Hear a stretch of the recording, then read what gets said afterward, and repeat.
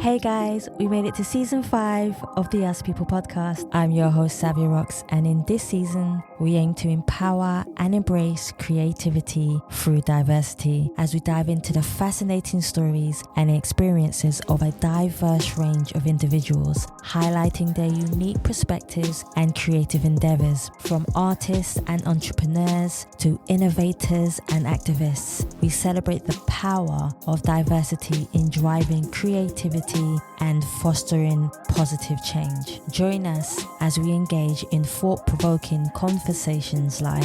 I made myself intentionally homeless in pursuit of my purpose. We're aware that a lot of people want to present and they were in my position, and what's worse, they weren't a white male, which is a joke that's even still a thing. I think my family never ever say you can't do something, so full of support for whatever dream. If I said tomorrow I want to fly to the moon, they'll probably say I wish you all the best, Mel. So guys, I just want to say thank you for supporting the Us People podcast for the past 5 years, and we look forward to sharing another new theme song with you. Let's go.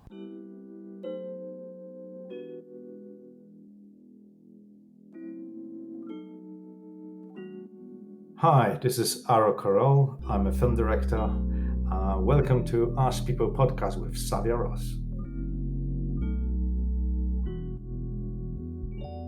I had to overcome a lot of obstacles just to get here. Hey guys, and welcome to another episode of the Us People podcast. I'm your host, Savia Rocks, and today I'm humbled to have Aro here with me, who is a film producer and director. Aro, thank you so much for coming on the Us People podcast.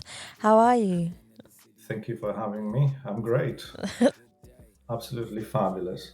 I mean, I'm trying to stay positive. What else I can do? That's true. That's definitely true. I agree with you there. Funny enough, because of the lockdown, I actually finished my film. Oh wow! Shot my new film. So it was going. The film's supposed to be shelved. I mean, I did try before the lockdown twice to get funds, and because of Brexit and a couple other problems, we couldn't kickstart the film. And the lockdown happened. And the film was about loneliness, the epidemic of loneliness. Yeah. And the lockdown happened, and I had that eureka moment when I thought, now everyone understands loneliness. Exactly. So I contacted a couple of people, and I really thought no one will answer to, a middle-aged guy asking for people to recording themselves about loneliness. But the response was overwhelming. I have like 90 hours of testimonials from around the world, from a single mom from America, a transgender man, lesbian couple somewhere in Wales. I mean, it's absolutely fabulous. The whole film is the people was recording themselves and sending me the testimonials. Now I have to edit. That's gonna take a long time. Did I said 90 hours? No, it's 9 hours of material. No, because when you said 90 hours, I went. It's been a long day. Whoa. 9 hours of material, which is pretty good, because No, it still is good. Yeah, it's still. How are you gonna edit even the 9 hours down? Well, it's a documentary, so first everyone has to be transcribed. Yeah. Then I started the paper edit. So in the case of documentary, the editing first happened and on paper. So you literally cut pieces of paper and move and glue together and make a sort of like a book. And then you sort of see, or put on a wall, and then you see somehow the film visualized in front of you. And then you start editing, because if you just sit there in front of computer with 90 minutes with 9 minutes 9 hours 9 hours of material, you see how my brain doesn't function. I've been editing all day. So you sit there, it's so overwhelming and so much material, and you can forget so many things people said, and they're crucial, interesting. You just forget them, you're just human. So you have to put them on the wall, stick stuff, make sort of Christmas tree of your flat with notes and pieces of the thing. But it's very, very important to do that and visualize for yourself, and then you can edit and, go with the flow. The funny thing with documentary is that you don't write the story before. You sort of have idea what you want to say, and then the facts happen and unfold, and that's the whole beauty, because you discover the story as you're making it.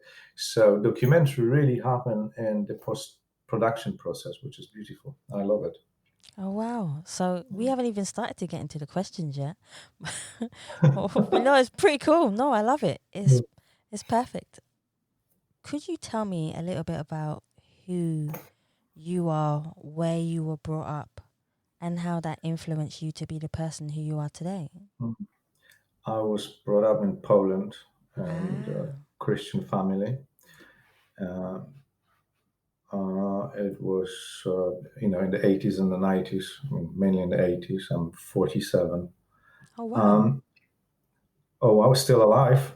No, it's just that you don't look 47. I was just like, oh, wow, like, it's a good thing. 40. Aro, it's a great reaction. Oh, wow, you're 47. You're still... No, sometimes when people tell me their age, I'm like, are you really that age? But it's good, because it's I don't know if it's a love of life, the way you eat, you're happy inside. I don't know what it is. I'm just a funny person, Life is, you can't take life seriously. No one comes out alive anyway. So I have that on my door. I actually have that on my door. That's my favorite line. Actually, you can't take life seriously. It's no one comes alive anyway. Yeah, that's true. So just I was born there and raised there. My grandmother was working in a cinema all her life, and when she retired, because it was like socialist government, that was the only good thing about the socialism back then. And she will receive tickets for the rest of her life, about 10 tickets every month for cinema. So she will distribute among her grandchildren, but that was her favor. She would give me like 6, 7, and then the rest to the less favor. Hold on, I'm losing my AirPod. So I spent all my teenage life in theater, in cinema. Okay. And there's also, which play out beautifully, because it was socialism, we didn't really have great new releases from the West, right? Yeah. So we had only old films were shown in cinema. Gone with the Wind, God, who wants to see that? And Fellini, and now when I see from a perspective, that was the best film school I could ever have, because when you go to film school, you watch classics. Yeah. And to see those films on a big screen for the first time, that shape your aesthetics, shape your knowledge about cinema, and that was a great, the greatest film school. My favorite film back then was Some Like It Hot, Billy Wilder's, with Marilyn Monroe, and I went 28 times to cinema, watched the film, and I still watched on video, and I rewatched last year again. I've seen the film 50 times. Oh my gosh! I know every line from that film. And, I fall in love with the big screen, and I want to be actor. I actually want to be actress. Oh, wow. I don't know. I was a very feminine boy when I was teenager, and I'm quite masculine now. But I was a weird kid, and that's a good message for every weird kid today, that it's okay to be weird. It's nothing wrong with it. Exactly. It's just, I was really weird kid. And so, that was that. And then by the 80s, we start having, late 80s, we start having Western films coming in. And of course, E.T. was, blown everyone's mind. So E.T. was shown in cinema. So my biggest dream became to be an actor for Steven Spielberg. I wanted to go to Hollywood and be in Steven Spielberg's movie. And you know what? Watch what you wish for. Because when I was like 19, Spielberg came to Krakow with Schindler's List, and I dropped everything. I went to Krakow, and I see this. I found them with a film. So, of course, you couldn't get there because the police will block the whole street. So how can I get there? I start talking to one of the policemen, and I talked to him and mumble and schmumble for so long that he forgot which side I was on. And I said, okay, I have to go. So I passed the first one. The second one, I don't even remember how I passed, but I was in the middle of the set, and there was Spielberg. I didn't speak English back then.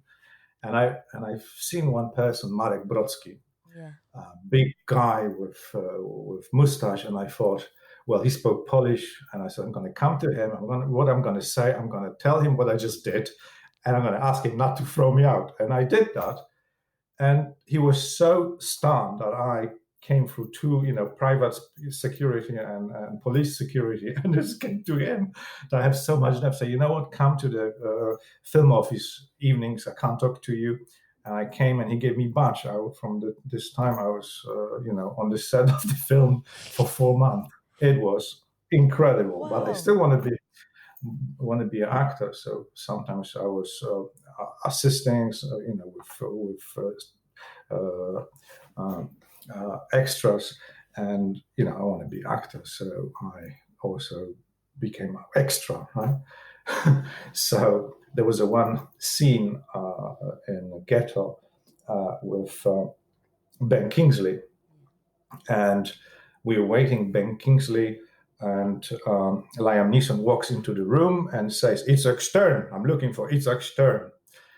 And when he was passing, just day before I watched a film, which was absolutely coincident, because I had no idea who the guy was, really, Ben Kingsley. And I saw a film where he plays Simon Wiesenthal, the Nazi hunter. Yes.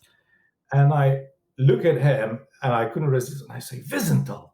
So he stopped, turned forward me, and he pointed his finger. And everyone went quiet. So Spielberg asked for me to repeat, but say something in Polish like Niemiec, which means, German. Yeah. But I did it so badly, and that shot didn't end up in the film, that was the end of me being actor or actress. I said, no, I want to be behind camera. I want to make these films. So actually, that little episode made me want to be director.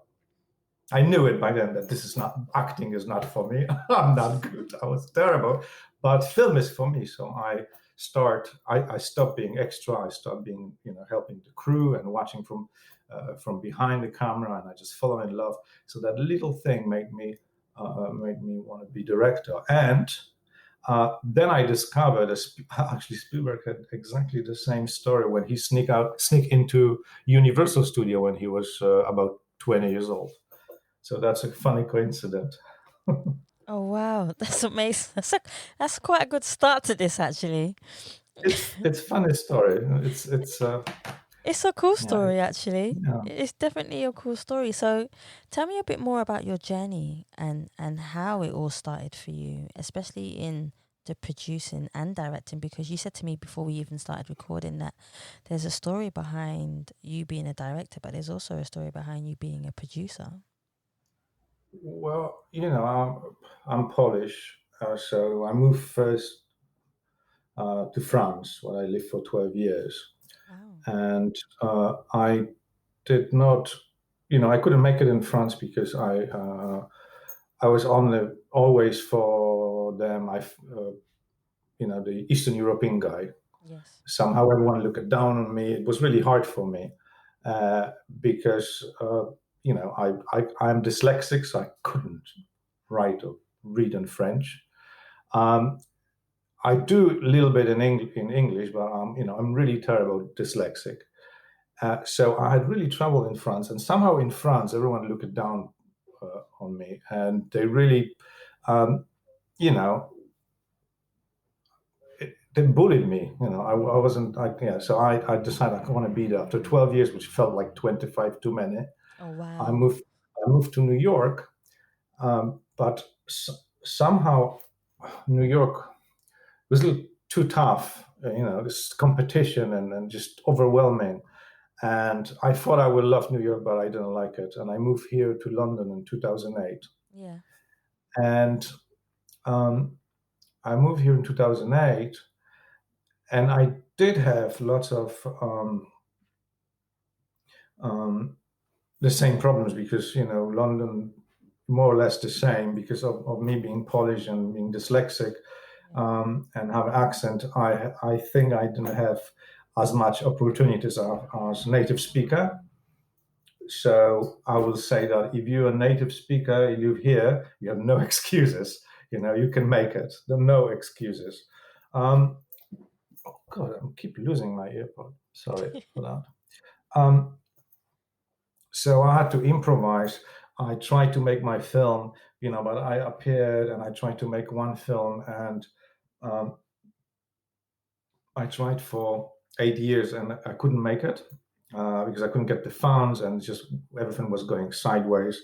And I killed that project, and I came up with another project, and I said, I'm not going to do the same mistake looking for money. I'm just going to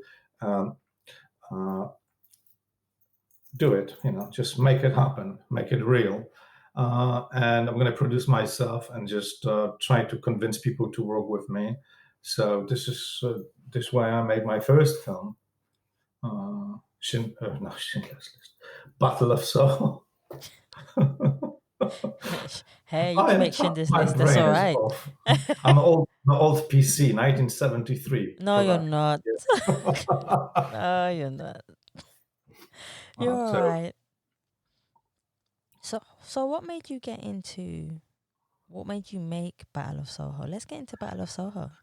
Battle of Soho, as I knew New York from early 90s, and then I lived there in 2005, 2008, 2008. I've seen how New York has been gentrified, places disappeared and replaced, and culture just being corporatized, Mickey Mouseization of 42nd Street. Everything just became kids and family proofed. And when I moved to London, I started seeing the same thing with Soho, but not only with Soho.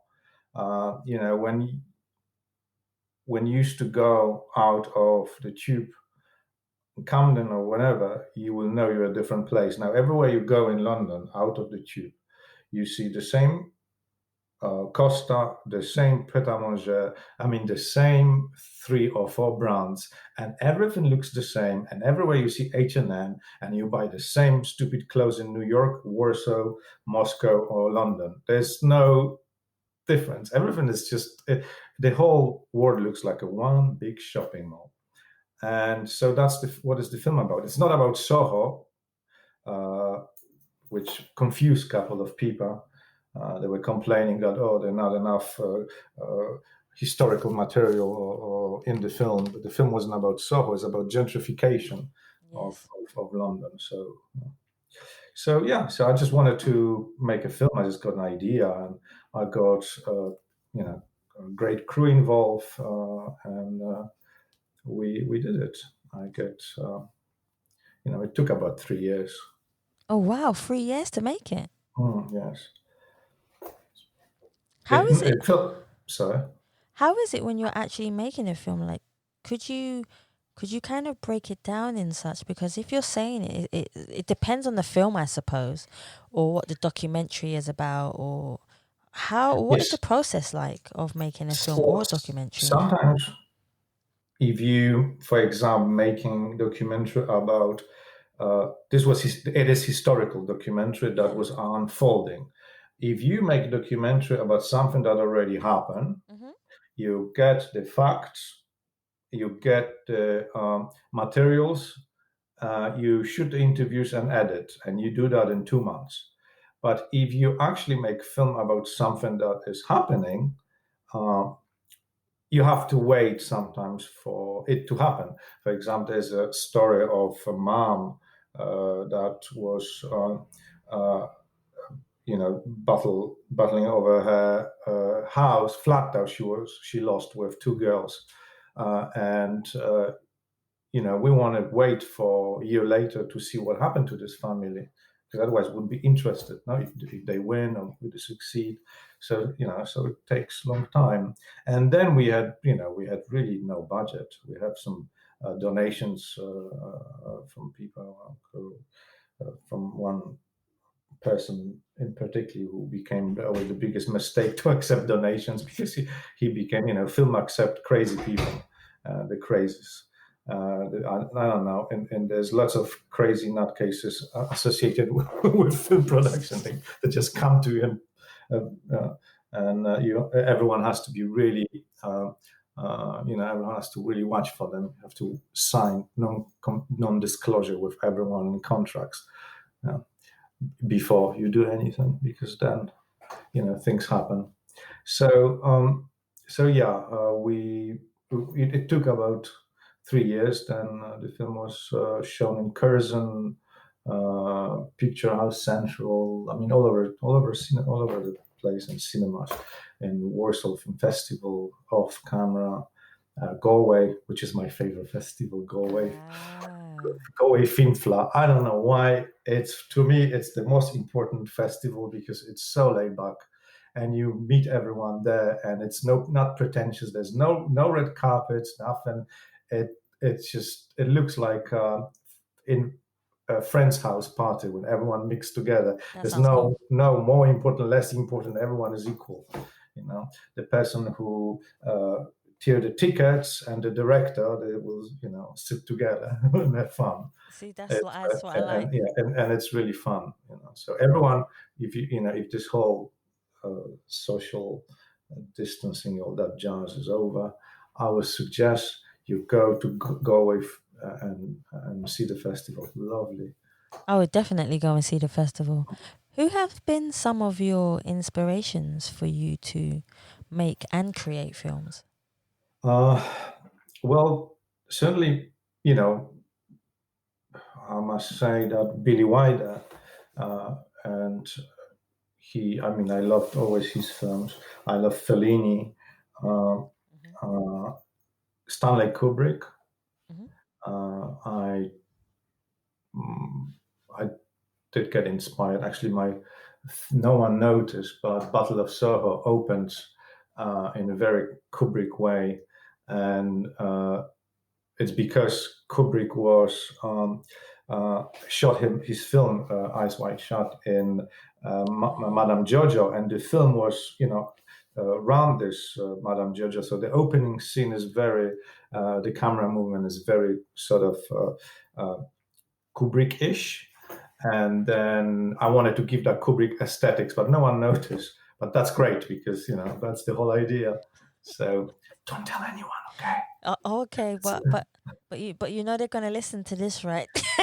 Don't tell anyone, kids and grown-ups. Just don't tell anyone.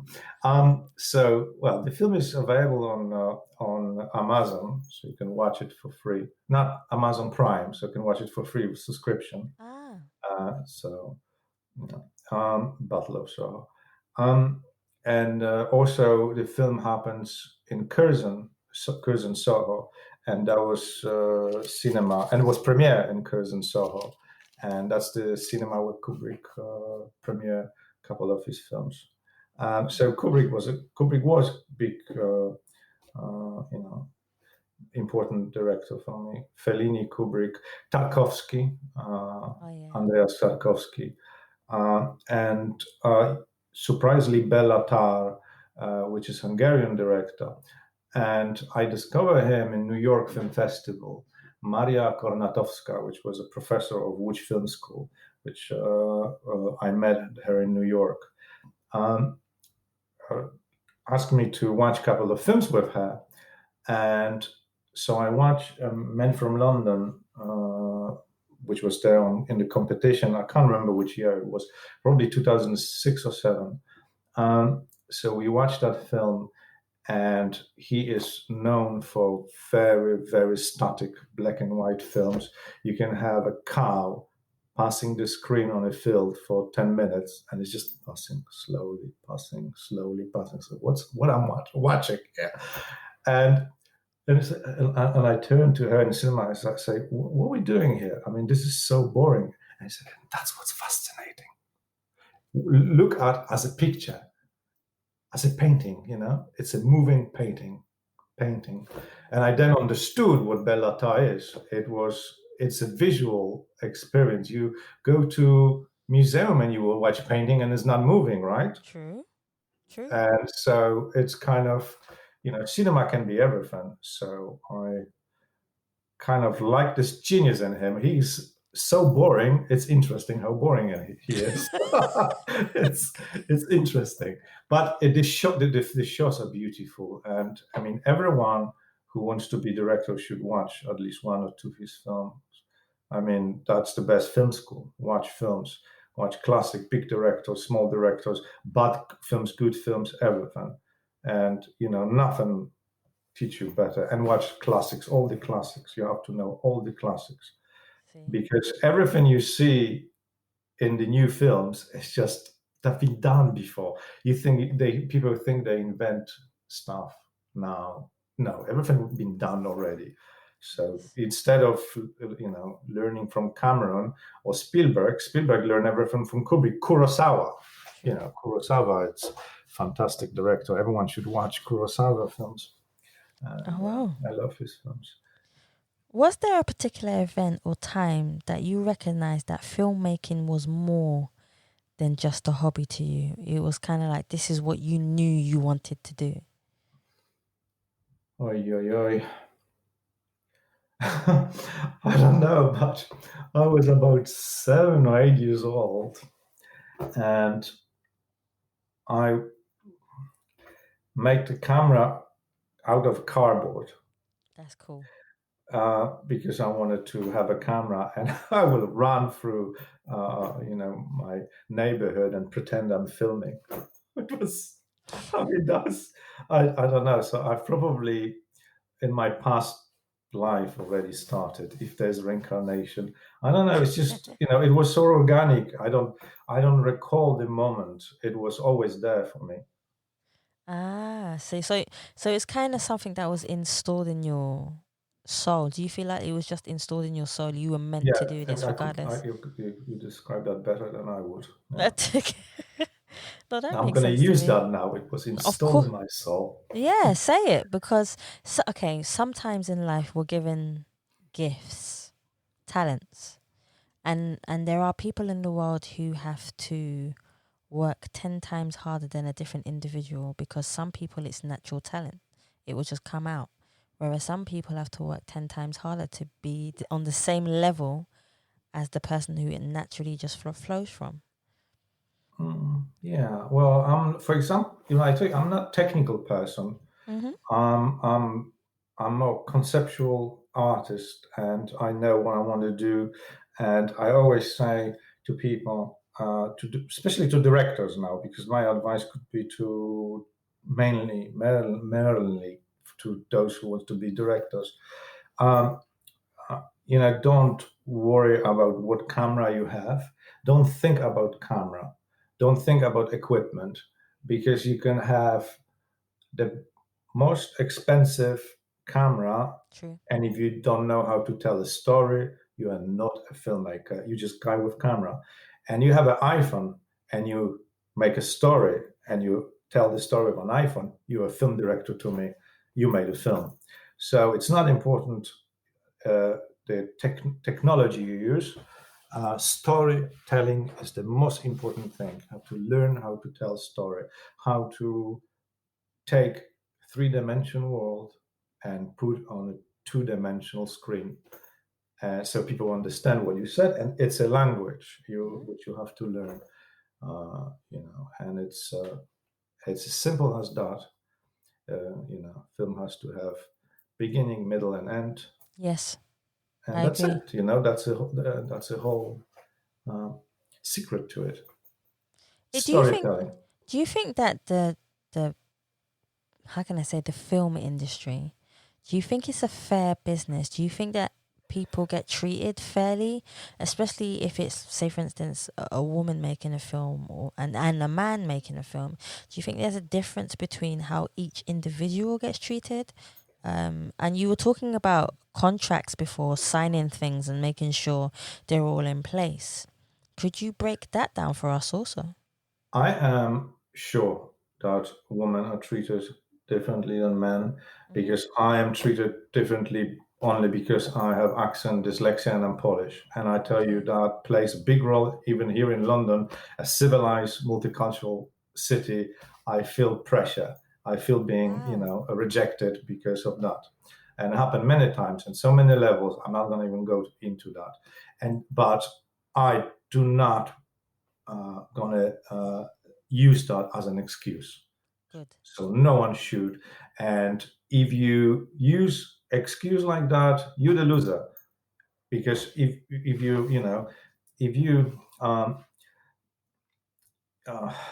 I wrote something about that actually. For an English-speaking woman, for example, there should be no excuses. Don't look for excuse. Be assertive. Okay. Don't use your gender or race or background as an excuse. By saying this, I'm not undermining anyone's struggle, right? Or me being, Polish. I'm not undermining that. I'm trying to motivate. Yes. You understand what I mean? So if you're a girl, young girl wants to make film, rather concentrate on the fact that you can do it than the fact that you're a girl. Yeah. You can do it. If I can do it, anyone can do it. Trust me. See, no, it's good because you're giving people that positive push. And world is changing, world is changing. This thing we're gonna be, it's over. It's 20th century thinking that, that women could not make films. I mean, that's over. That's not gonna, that mentality is over. You see more and more women and making films. And definitely. No, I understand that. What would you change in a movie that you've produced that you believe would have made it better? Are there any movies or documentaries that you've made, but then you watch back? I will make it shorter. So you'll make it shorter? I only make it that long because of a guy who invested money, and he was really, really horrible, difficult, and he was a big troublemaker. And I make the film. Wow. I would make the film 90 minutes instead of 100 instead of 10. Or even shorter, 80 minutes. But I couldn't. I had tight hands. So I will. Can I give an advice? Yeah, go for it. If you want to produce film, don't just accept money from anyone, because you can be in trouble. I said earlier that there's a lot of crazy people around this business. I mean, crazy people everywhere. But I want to give you. Can I tell you two short stories that were Go for it. Yeah. One was when I was doing the first film. Mm-hmm. I was doing it, and Hitler's Daughter was about anti-Semitism in Poland, which was, I learned about the whole history of Holocaust when I was, when I was 18, when I should have learned in school, but they lied to us, and so I was so angry. I want to make a film about that. And then I discovered that lots of my fellow Poles were, anti-Semites, and it was just horrifying. And I wanted to change that image of Paul being racist and anti-Semite. I want to make a film about it, because truth is like a medicine, right? It tastes horrible and it's hard to swallow, but it's needed if you want to get better. So I want to make that film. It was so hard, and I was rejecting, and I couldn't make it. And then there was the guy from Norway who appears, and he says, "Oh, I also know Spielberg." I said, "I don't know Spielberg. I've been working with him on his film when I was a kid. I don't know him. I don't have his number in my phone." But when you looking for money, you're desperate, you want to believe. People tell you things you want to believe. So this guy tells me that he's a film producer. And he says, move to Norway, resign from your flat in London, put everything in storage. I send you ticket. We're going to finish the film produced from Norway. And he sends me plane tickets. So I put everything. He sends me plane tickets. So I said, I resigned from my flat because he says it's going to be 3-4 months. You'll be there. So I put all my belongings to storage. I come to Norway just to find out he is a nutcase. He's a crazy person, mentally ill. Are you serious? Yeah, I mean, I wanted to believe so badly. So I came there, and the guy was waiting on the airport in flippers, and for me. I mean, oh God. And I didn't have a return ticket. It was, I mean, you want to believe, and it looks so real. This guy over phone was so convincing. He makes so much sense, and he sent me plane ticket, right? So he invests his money, only to find out that he was mentally ill. And nothing told me that, he was, from letters or nothing. Oh, so I came back to London. Wow. I couldn't find flat. It was difficult. It was horrible. And of course, I didn't make that film. How did you even get back to London? Well, that was a long story. I ended up working in a little hotel, which I became friends with, in Tatra, which was a little island.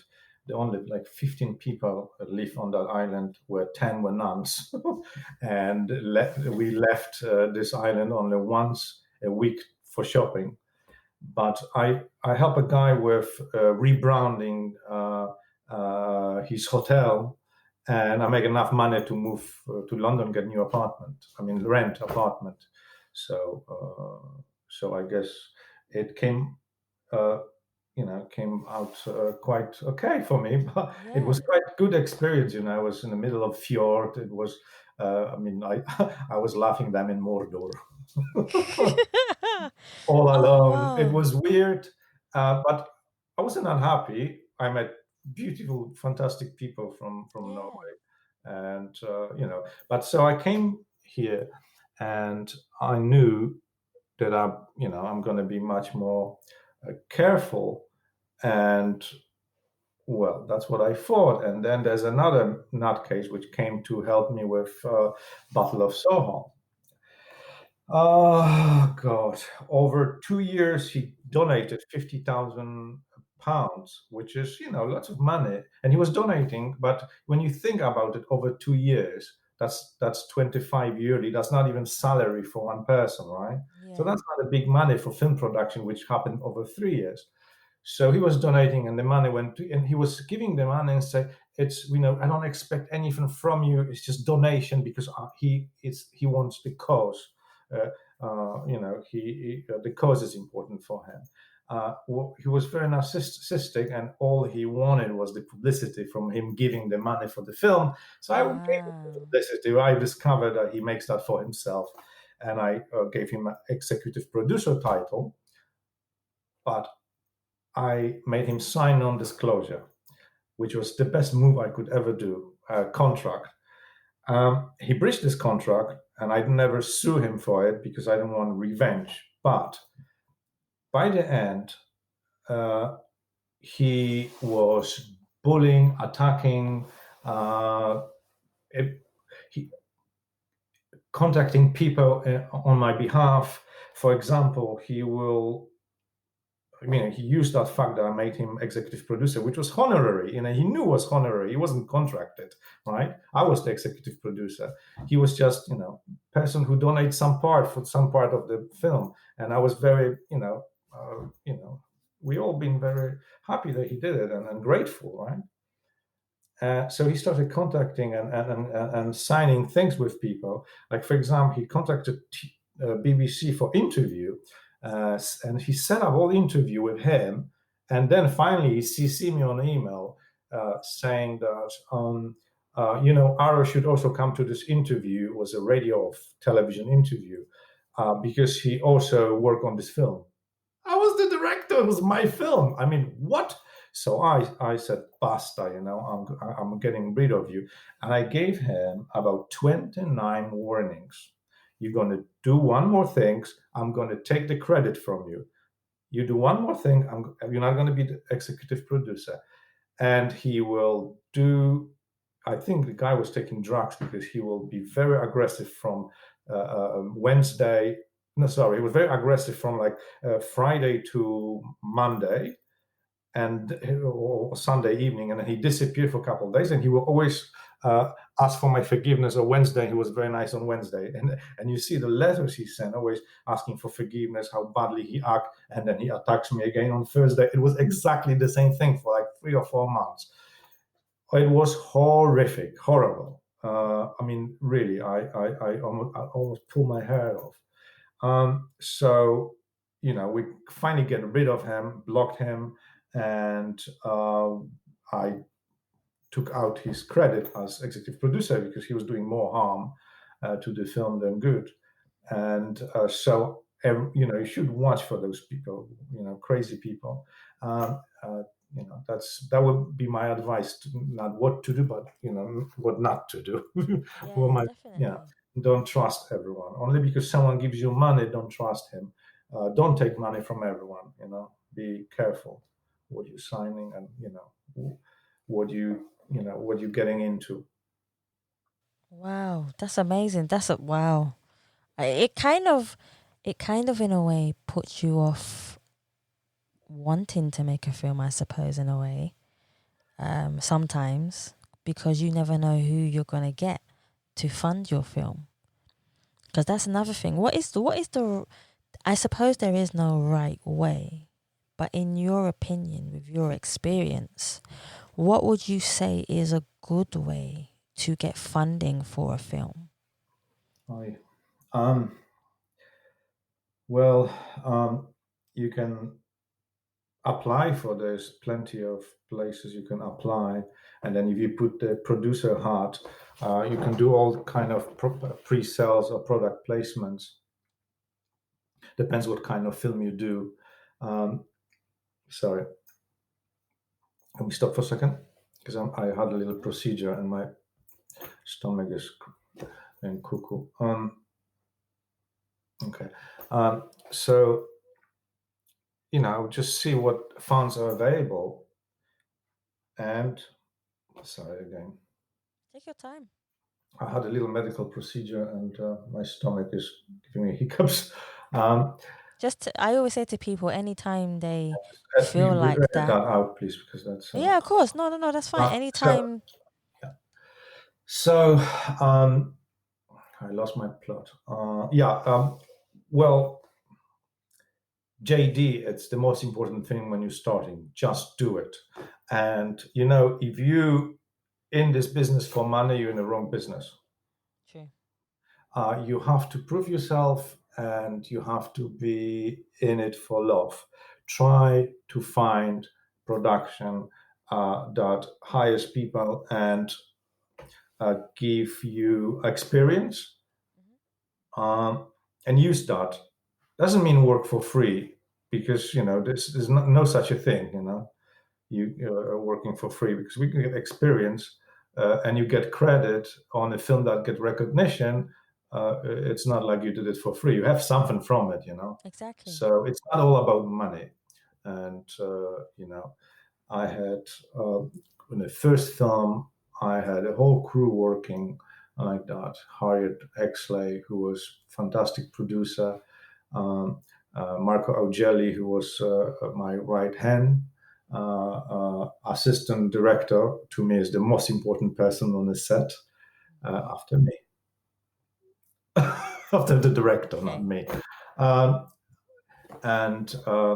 Andrea Cremonini, who just came to us and asked if he can work with us, and he made the sound, and Tobia Malaguti, who with Andrea mixed the sound.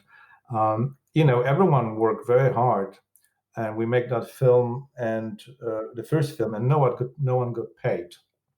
And that's how we did it, and the film ended up in cinemas, and Hard What work you, pays off. yeah. You know, success comes before work only in dictionary. And that's very important to realize. So sometimes you have to work, and don't be greedy, because greediness is what destroyed capitalism, and true. and what destroyed communism, because communism was a beautiful idea of sharing things. And greedy people destroy everything, and you greedy, you destroy your dreams. Think about, not everything is about money. You can get knowledge from something or experience, and if you good, money come. And also it's maybe good to recognize your talent. If you want to be an actor and you see, like I said, that you're not really good. You see that my earbuds decided, oh God, he talks too much. He just fell off. Then I don't want to listen to this nonsense. No, no, So, it makes sense. No, it does. It makes sense. so What's the best advice you've ever received that has helped you in your life?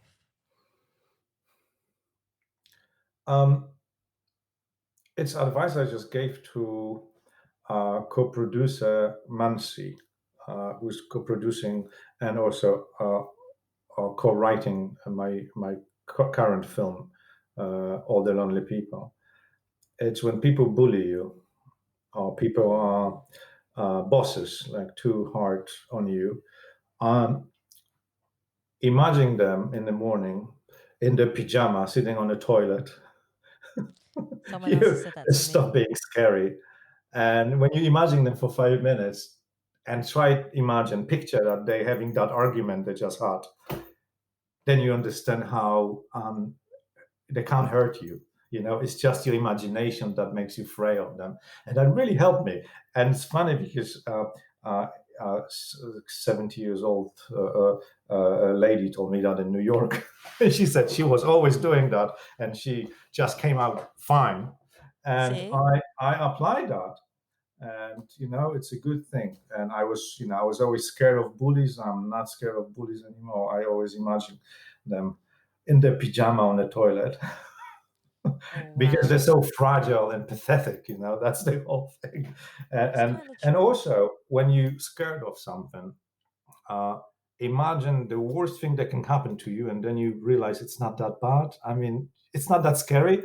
So I think, if it comes to life advice, that would be the most too important, and another one is just do it. Don't wait for things to happen. Just do it. Just make it, film or theater play, or if you want to make a record song, just do it. Just do it. I like that. Hear that, guys? Just do it. Doesn't matter. I've heard that a few times on the podcast where someone has said to me, the best thing to do in life is to just do it. That makes sense to me totally. What is the one question that you wish people would ask you, but they never really ask you that question? I can't be serious now. Aro, do you want chocolate truffle? Serious? I ain't got none. But I can make it happen. That question, I don't know. I don't really know what I would like people to ask me, but that would be the best question. I really don't know, because I don't know. It's not an easy question. No, it's not. It's not an easy question, because you have to dig deep into yourself to find something that you really do feel resonates with you for someone to ask you, because sometimes we don't know what we're missing. Sometimes we don't know what we want. Humans want a lot of things. It's true. Humans want a lot. Especially but we now, don't always know. we are Exactly. in an era of kind of narcissistic social media exposure, which I hope this is about to end, because it's starting being ridiculous and people start making fun of it. But I think that everyone wants to be a star. Well, there's no place for just normal people. So I want to be film director. I want to just be a normal person behind camera, not in the spotlight. No, that makes sense to me. And sometimes a good thing, you don't need the limelight in order for people to know who you are. Some of the greatest people are behind the camera. And they make things happen, especially with what they say and how they say it to people, which is so important in the world. The That's greatest definitely- people are the teachers. Yeah, exactly. The This is most- what I like. Teachers, school teachers are the greatest people on earth. I forgot about to mention her, Iwona Werpachowska. She was my teacher we have a little different system than here. I was, from school when I from 7 years old to 15. I don't know, whatever it's called. It was called Szkoła Podstawowa. Whatever it's the equivalent here. I don't go to schools anymore, so I don't know. So I was from a very dysfunctional family, and she was the school psychologist or pedagogue, whatever it was called.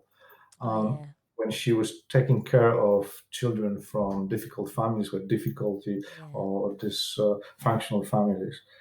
And she knew I love film, and she knew my grandmother was working. I love my grandmother. She was, the best person in my life. And Pani Iwona, she, I don't know if she did it for me or was coincident. She created this film sort of hobby group where she took all us children from that difficult background, and she will take them to cinema. And then we had like a discussion group and whatever. So she created that. And I don't know if I would be filmmaker also without her in my life. And I very often think about her. So I have to thank her. So teachers, not directors. Teachers are the most important people. See, that's true. I like that. I can see your gratitude as well towards it. Oh, never forget those who help you and guided you. And when you get very successful, never forget those people in the beginning. Never be too important for them. That's be just true. You. Definitely. What would you like your legacy to be when you finished in the world? God. Well, I'm making my second documentary, so I started. I'm 47. I just started. I'm a kid. I don't want to make only documentaries. I want to make dramas. I don't know what my legacy. I just want to make films, and I would love my films to exist forever after I die. It's hard to me to talk about legacy because I look at cinema merely as entertainment. Films are entertainment first, and I don't want to be preaching with my films. That's fair enough. So I don't know about legacy, I just want people to have fun watching the films, my films. That makes sense to me. It definitely makes sense to me. My final question for you is, where can people find you on all your social medias if they would like to contact you or even work with you in some kind of way? Well, I'm easy to contact. I have a website, arokorol.com. It's arokorol.com. And all my social media are the same, Aro Korol, at Aro Korol / Aro Korol, whatever. So you can contact me there. LinkedIn. LinkedIn is the worst because people are sending me. I'm sorry. LinkedIn is the worst because people are sending me. I'm overwhelmed with messages on LinkedIn, and I just don't read them because people will trying to sell me stuff, and I just can't deal with it. I mean, everyone is trying to sell everything on LinkedIn. I find that very aggressive. I don't like it. So LinkedIn is not good way to do that. And also, don't contact me if you want to sell something. Contact me to talk to me, and then that's the best way. So the best way will be email email support@arokorol.com. Everything is on my website, so it's quite easy. Yeah, definitely. Guys, go and have a look on his website. It's actually a really good website. I went on there a few times when I was doing my write-up. It's really well laid out. So, guys, you'll definitely get information about directing and producing on there. And you can also watch see Battle of Soho just as, a clip if you want to. I want to thank you so much for coming on the Us People podcast. You've been a great guest. I hope you enjoyed it as much as I did. Thank you. I loved it. I hope everyone else did as well as you did. No, definitely. I always love doing interviews with different guests because they all give different advice, they all give different wisdom, and they all give different experiences. So what more can I ask for than to have a conversation with somebody who has the experience and wants to share it? It was so long time ago when you contacted me for the first time. Yeah. And because I'm dyslexic, I read it US. What is US something? What is it called? Us People podcast. Yeah, US People podcast. And I was convinced you were in America. I don't know why. Everyone says that. Everybody says that. So every time I talk to someone, I'm always like, it's the Us People podcast. So I think it's okay, actually. I really don't mind. It starts a conversation, most definitely. It definitely Well, it's starts me being dyslexic, I No, it's the same. So am I. That's why when you said it, I was like, yeah, someone else too. So, no, it's true. I'm dyslexic. I've been dyslexic from young. Yeah. So I always let everyone know dyslexia is not a bad thing. It's actually a lot of creative people have dyslexia, even people who are not necessarily so creative, but I know a lot of creative people who are dyslexic, and they never turn around. One thing I love is they never turn around and use it as a disadvantage. They use it as something to push them and fuel them. I just, the thing is, I don't, like I said, I was used to a very feminine boy, and I was weirdo, and I'm dyslexic, and people say, oh, what people very often young people will say, oh, what people gonna think? What people gonna think? Don't you worry what other people think about you. I never think about other people. I mean, why would you? So why do you worry about what other people think? So I always try to make a joke of my dyslexia and turn into a joke. And I say, I'm never sure if I have dyslexia or sex daily. So see. same move. And another thing is, my minus is I'm procrastinating. I mean, God, I actually put pro to procrastination. But pro to procrastination. But I discovered there's a TED Talks on procrastination, 2 great TED Talks, and I discovered that actually the most creative people are procrastinators. So yeah. Yeah, that sounds good to me. Good to know. It is definitely lovely definitely. Speaking with you. Most definitely good speaking with you.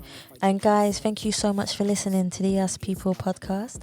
Please remember you can subscribe to Spotify, iTunes, Google Play, and any other platform that you prefer listening to. Please also follow us on Facebook, Instagram, and Twitter. And you can also donate to the Us People podcast by simply going on the Savia Rocks website or just typing in paypal.me/Us People podcast. Thank you so much for listening. Stay happy, stay positive, and as always, please continue to be kind to one another.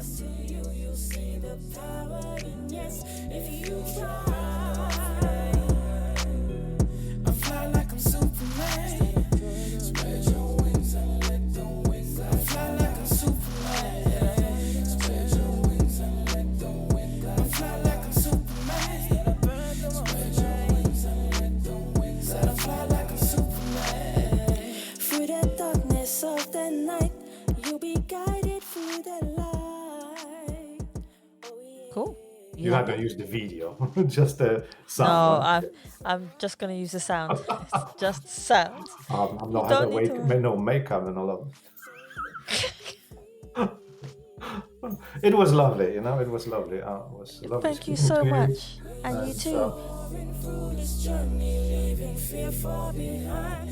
Our hearts are full of courage. You can win if you try.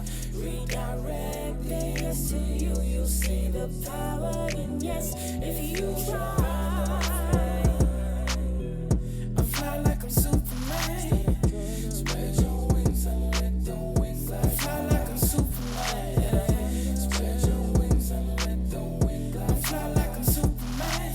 Spread your wings and let the wings fly. I fly like I'm Superman. Spread your wings and let the wind glide you high.